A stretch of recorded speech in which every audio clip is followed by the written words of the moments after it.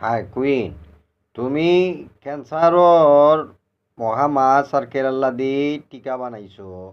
বানাইয়া ফার্মাসিউটিক্যাল তোমার বিশ্ব সেরা তুমি টিকা আবিষ্কার করিয়া তুমি আমার টেকা দিতা।